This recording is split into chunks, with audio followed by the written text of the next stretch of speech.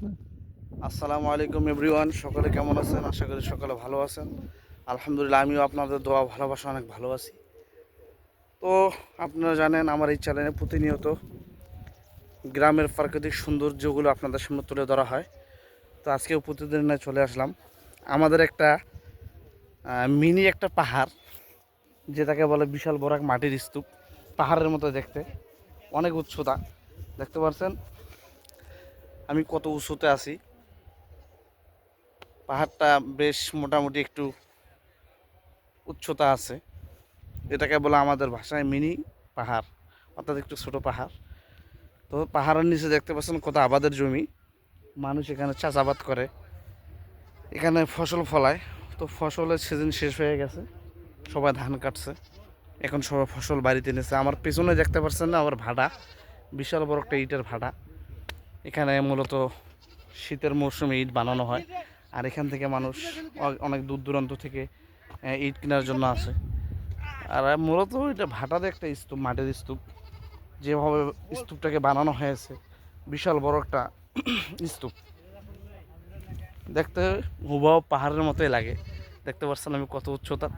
আর ওই যে ওখানে যে ভাইদের দেখতে পাচ্ছেন, আমার সহযোদ্ধা ভাইয়েরা, আমরা একসঙ্গে শুটিং করি।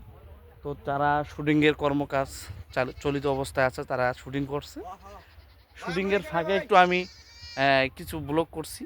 দেখতে পাচ্ছেন ভাইয়েরা কী পরিমাণ কষ্ট আর পরিশ্রম করতেছে। তো আপনারা আমার পাশে যেভাবে ভালোবাসা দিয়ে আমাকে আজকে এত দূর নিয়ে আসছেন, আসলে এটা সব কিছু আপনাদের এই ভালোবাসার কারণে আজকে আমার এত দূর আসা। তো আমি আশা রাখবো সবসময় আমার পাশে থাকবেন। আর আমাদের ভিডিওগুলো আপনাদের কাছে কেমন লাগে অবশ্যই আমাদেরকে জানাবেন কমেন্ট বক্সে। আমরা চেষ্টা করবো আরও সুন্দর সুন্দর কিছু ভিডিও আপনাদেরকে উপহার দেওয়ার জন্য। দেখতে পাচ্ছেন আমি অনেক উঁচুতে দাঁড়িয়ে আছি। আমার ভাইয়েরা শুটিং করছে আর আমি ফাঁকে একটু আড্ডা মারছি আর কি। তো মূলত আমাদের শুটিংগুলো ফানি ভিডিও নিয়ে, আর পাশাপাশি কিছু ব্লগ করি। তো আসলে ইউটিউবের সফলতা ভাই অনেক কষ্টের পরে আসে। অনেক দিন যাবৎ কষ্ট করতেছি, কষ্ট করার পর আজকে হয়তো সফলতার মুখ দেখতে পাচ্ছি।